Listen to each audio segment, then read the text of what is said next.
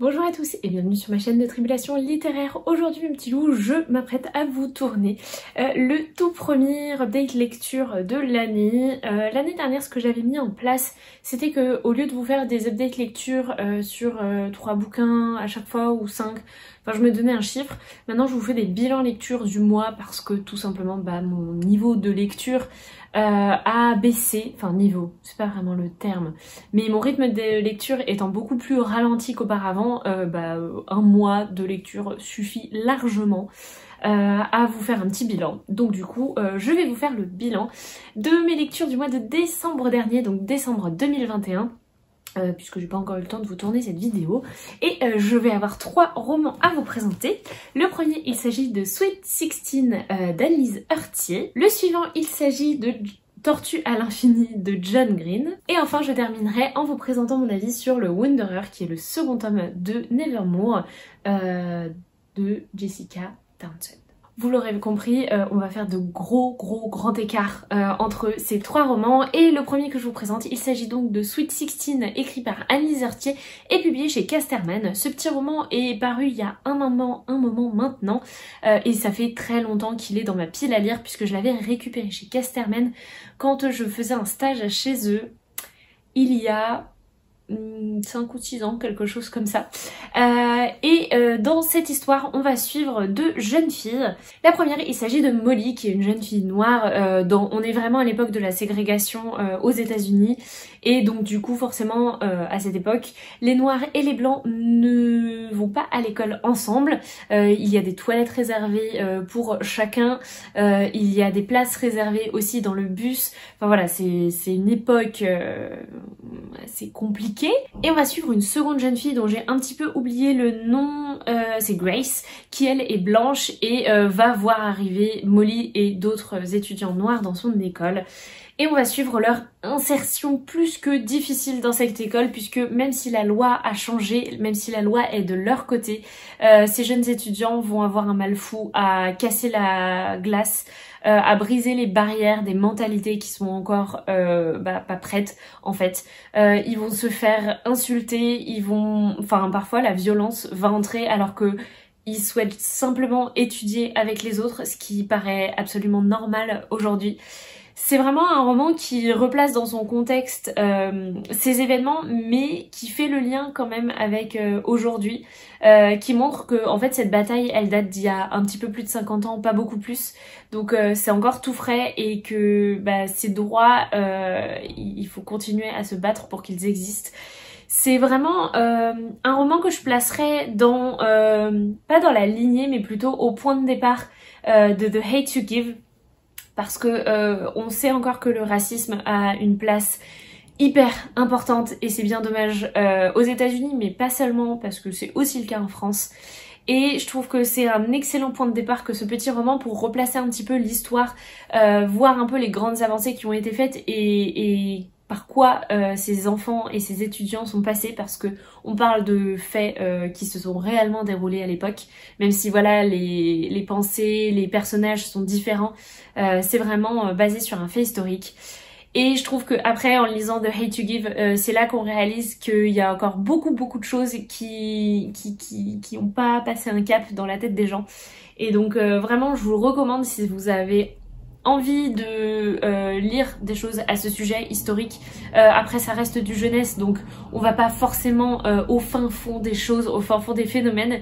La fin est un peu frustrante parce que il y a un côté ça s'arrête à un moment où on a envie d'en savoir plus, on a envie de savoir ce qu'ils vont devenir tous ces enfants et tous ces étudiants. Mais c'est un très bon point de départ sur le sujet et la thématique, notamment pour les enfants que vous connaissez, pour les jeunes ados.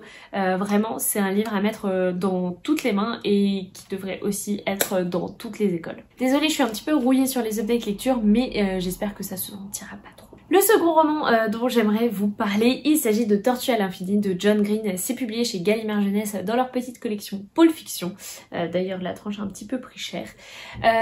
Dans cette histoire, on va suivre Asa. Asa pourrait paraître normale d'un point de vue extérieur, mais elle a des troubles psychologiques et notamment des boucles des boucles psychologiques dans lesquelles elle s'enferme et qui créent chez elle beaucoup d'anxiété. Je pense que j'explique ça très mal, mais dans ce roman, on plonge très rapidement dans sa façon d'être, dans sa façon de penser, et très vite on comprend ce que c'est que ces espèces de boucles, et très vite on comprend Tortue à l'infini, qui est le titre, qui est pas hyper compréhensible quand on n'a pas lu le roman. Et moi j'ai adoré. Retrouver la plume de John Green après tant d'années. J'avais lu Qui es-tu Alaska, qui avait été un énorme coup de cœur pour moi. Je crois que c'est le seul John Green que j'avais lu.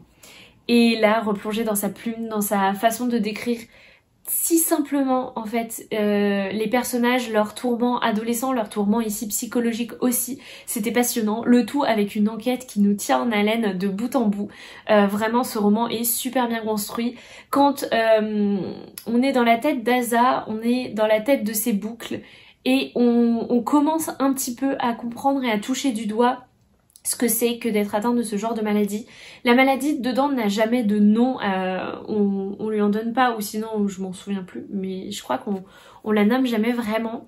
Mais en fait on n'en a pas besoin parce que comme on est dans la tête d'Asa, on comprend très vite les mécanismes, enfin très vite, on comprend les mécanismes, on comprend tout ça et on se met un petit peu à sa place. Et j'ai trouvé ça passionnant parce que John Green, il arrive à le faire avec une très grande fluidité.